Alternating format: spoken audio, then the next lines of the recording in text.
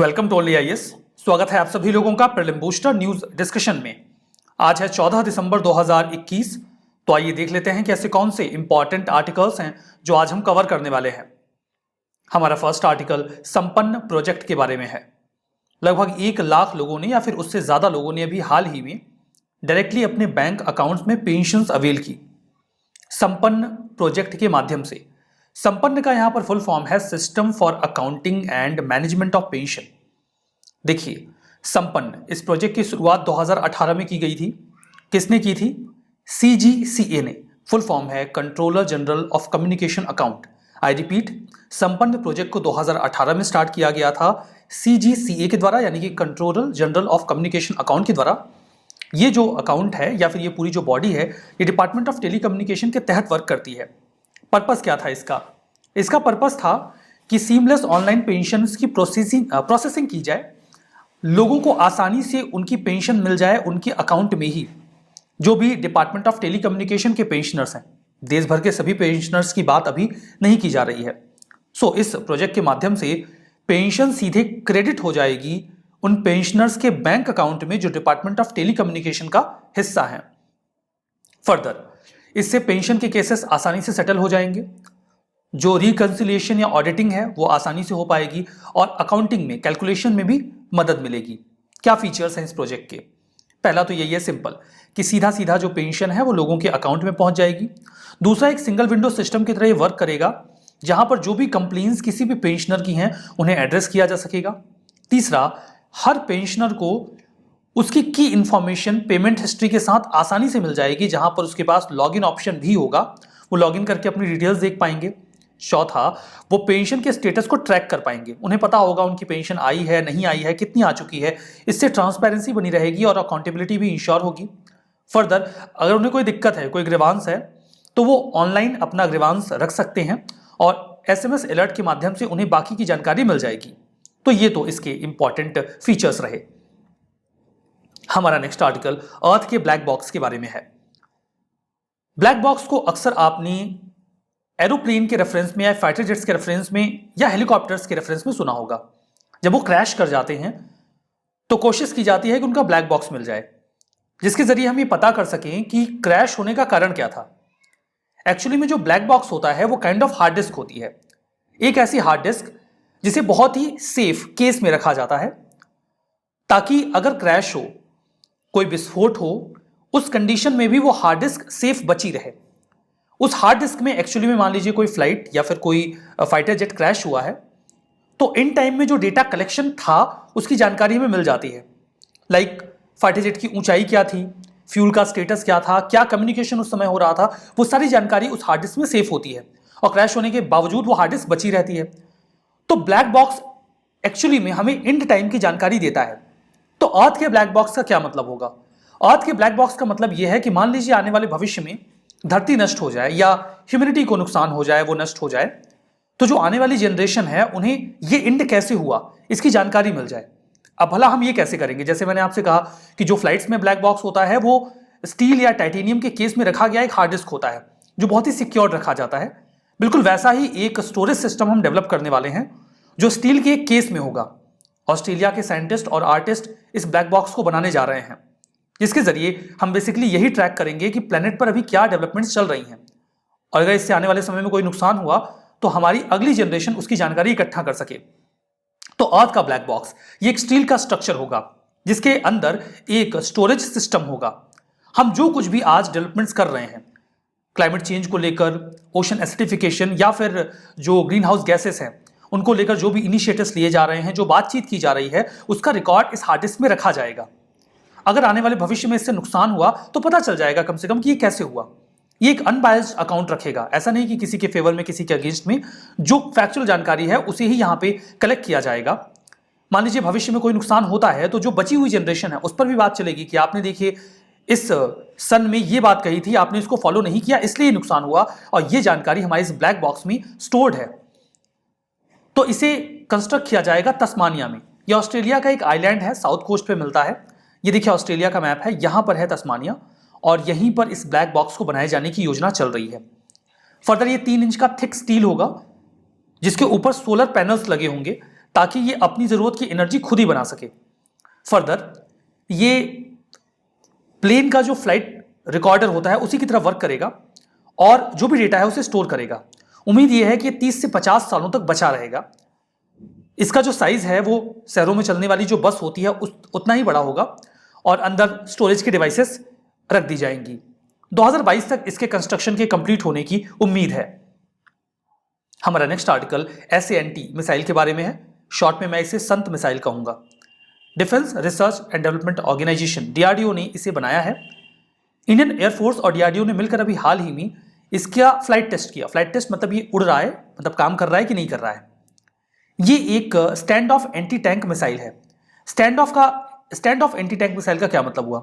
Stand off anti tank missile का मतलब ये होता है कि एक ऐसी मिसाइल जिसे आप इतनी दूर से लॉन्च कर रहे हो कि अगर दुश्मन रिटेलिएट करके वापस से हमला करने की कोशिश करे तो उस फैसिलिटी तक पहुंच ही ना पाए। इतनी दूर से जब आप हमला करते हैं तो उसे स्टैंड ऑफ मिसाइल कहा जाता है, ऐसी मिसाइल्स को। तो इसे इंडिजिनियसली डिजाइन किया गया है, मतलब भारत में ही बनाया जा रहा है। एयर टू सरफेस मिसाइल है। आई रिपीट, ये एक एयर टू सरफेस मिसाइल है।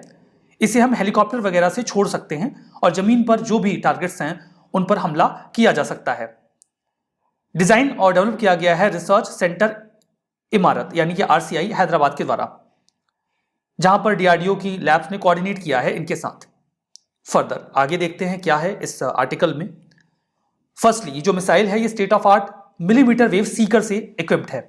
स्टेट ऑफ आर्ट का मतलब होता है एट प्रेजेंट हमारे पास जो भी टेक्नोलॉजी अवेलेबल है उसमें सबसे एडवांस है। मिलीमीटर वेव सीकर हमें प्रिसिशन देता है, मतलब जो भी टारगेट है हम उसे बहुत ही सटीकता से हिट कर सकते हैं। सेकेंडली ये 10 किलोमीटर की रेंज से भी किसी टारगेट को न्यूट्रलाइज कर सकता है। बेनिफिट्स की बात करें तो indigenous stand of weapon. Stand of weapon मैंने आपको बताया, कोई भी ऐसा हथियार जिसे आप इतनी दूरी से लॉन्च करें कि रिटेलिएशन का खतरा ना हो। इस सीरीज में ये तीसरा वेपन है हमारे पास। इसके पहले हमारे पास लॉन्ग रेंज बॉम्ब्स थे और स्मार्ट एंटी एयरफील्ड वेपन्स थे। अब हमारे पास संत मिसाइल भी है। इसे इंडिजिनियसली डेवलप किया गया है, मतलब ये डिफेंस के सेक्टर में इंडिया का जो इनिशिएटिव है आत्मनिर्भर भारत का, उसे भी पूरा करता है। हमारा नेक्स्ट आर्टिकल यूनिवर्सिटीज में गवर्नर के रोल को लेकर है। कॉन्टेक्स्ट क्या है? अभी हाल ही में केरला में कंट्रोवर्सी निकल के आई है। वहां पर जो वहां के गवर्नर हैं आरिफ मोहम्मद खान, उन्होंने गोपीनाथ रविंद्रन का जो अपॉइंटमेंट हुआ कन्नूर यूनिवर्सिटी के वाइस चांसलर के पद पर, उस पर आपत्ति जताई। यद्यपि ये अपॉइंटमेंट उनके ही द्वारा किया गया। उन्होंने कहा कि उनके पास जो एक बेटर जजमेंट था उसके अगेंस्ट में जाकर उन्होंने गोपीनाथ रविंद्रन का अपॉइंटमेंट किया। वैसे भी केरला में यह प्रावधान है कि 60 साल से अधिक उम्र के व्यक्ति को वाइस चांसलर का पद नहीं दिया जाएगा और गोपीनाथ रविंद्रन जी की उम्र 60 साल के ऊपर है। उन्होंने एक लेटर लिखकर वहां के चीफ मिनिस्टर को यह तक कह दिया कि जो चांसलर का पद है उसे आप खुद ही अपने पास रख लीजिए ताकि आपको अपॉइंटमेंट करने में समस्या ना हो और गवर्नर का सहारा ना लेना पड़े। कुल मिला के उन्होंने इस अपॉइंटमेंट पर अपनी नाराजगी जताई, ये शो करते हुए कि यह अपॉइंटमेंट मैंने बाध्यता में किया है, पॉलिटिकली प्रेशर में आकर किया है, अपनी स्वेच्छा से या फिर मेरिट के बेसिस पे नहीं किया है। अब बात करते हैं गवर्नर का क्या रोल होता है यूनिवर्सिटी में। मोस्ट केसेस में जो स्टेट के गवर्नर होते हैं वो एक्स ऑफिशियो चांसलर होते हैं यूनिवर्सिटी के।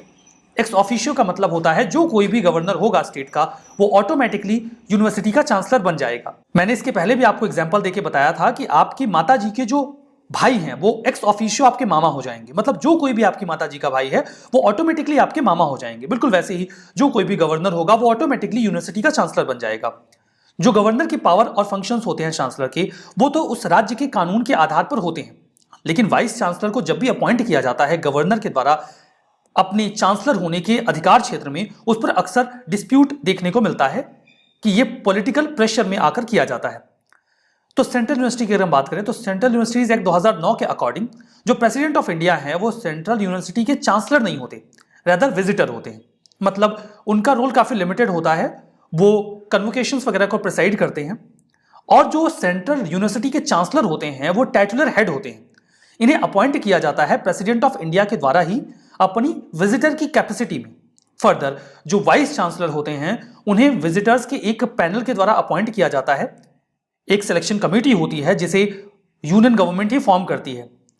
जो प्रेसिडेंट हैं वो विजिटर के ओहदे के तौर पर एकेडमिक या नॉन एकेडमिक एस्पेक्ट से किसी भी यूनिवर्सिटी में कोई इंस्पेक्शन करवा सकते हैं या कोई इंक्वायरी करवा सकते हैं कि वहां पर सब कुछ अच्छा चल रहा है अथवा नहीं।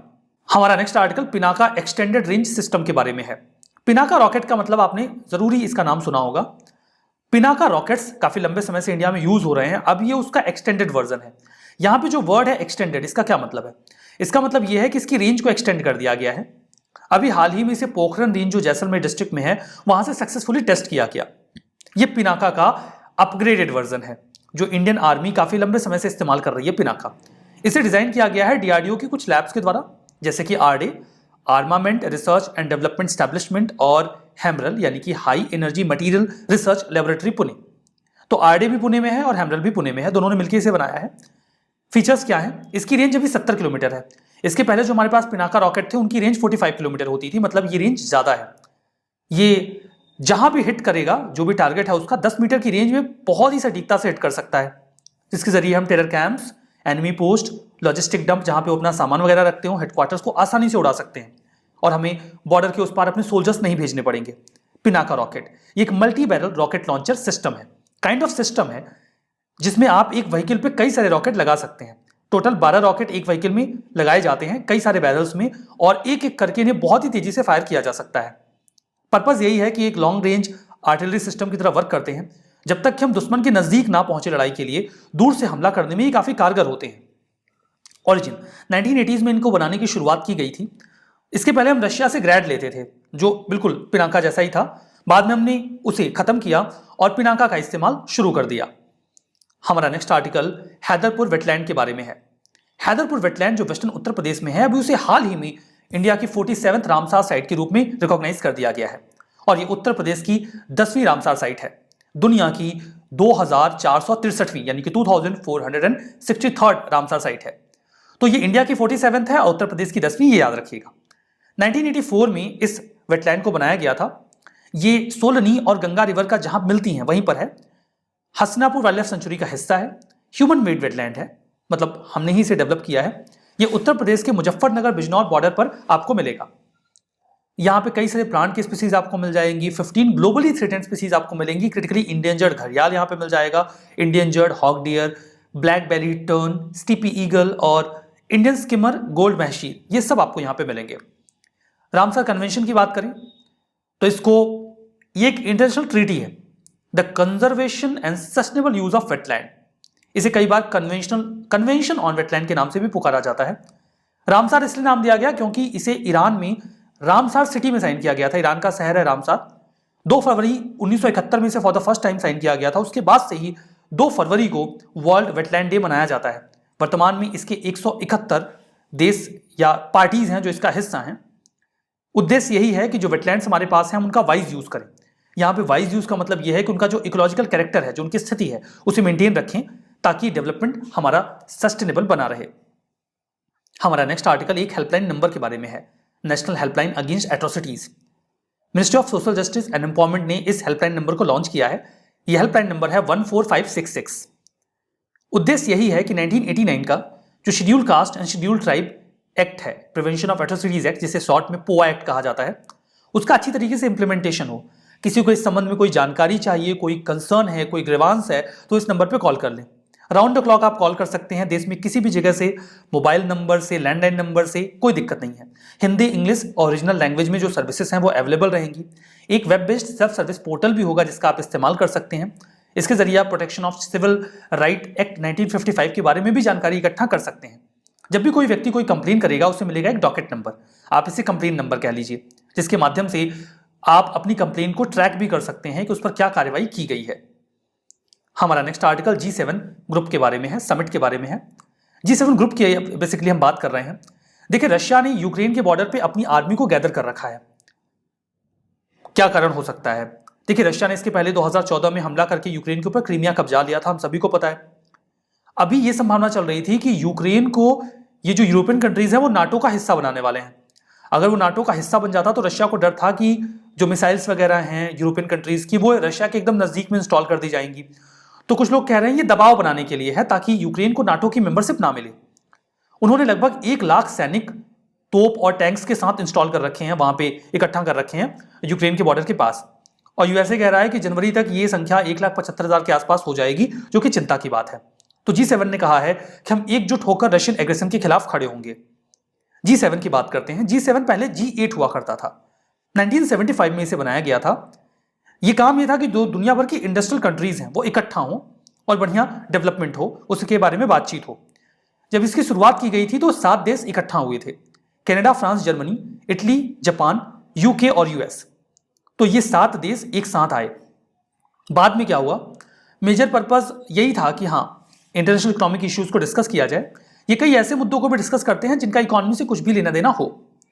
G7 को 1998 में G8 बनाया गया जब रशिया की एंट्री हुई, लेकिन जब रशिया ने यूक्रेन के ऊपर हमला करके क्रीमिया को कब्जाया तो 2014 में अगेन रशिया को बाहर कर दिया गया और G8 एक बार फिर से G7 बन गया 2014 के बाद। रिवीजन करते हैं। संपन्न प्रोजेक्ट 2018 में लॉन्च किया गया department for promotion of industry and internal trade के द्वारा, गलत है। इसे controller general of communication accounts के द्वारा यहां पर लॉन्च किया गया था, तो ये तो पहला गलत हो गया। अर्थ का ब्लैक बॉक्स एक स्टील का स्ट्रक्चर होगा जो डेटा रिकॉर्ड करेगा सिविलाइजेशन के क्रैश होने के बारे में, दैट्स ट्रू। संत missile surface to surface missile है, गलत है। ये एयर टू सरफेस मिसाइल है, हमने पढ़ा था हेलीकॉप्टर से लॉन्च अभी किया गया है ट्रायल में, तो ये भी गलत हो गया। पिनाका रॉकेट एक मल्टी बैरल रॉकेट लॉन्चर है, सिस्टम है कोरॉल, ये सही है। हैदरपुर वेटलैंड उड़ीसा में है, गलत है, ये यूपी में है। तो आज का सेशन हम यहीं पर समाप्त करेंगे। उम्मीद करते हैं ये आपके लिए बेनिफिशियल रहा होगा। बहुत बहुत धन्यवाद।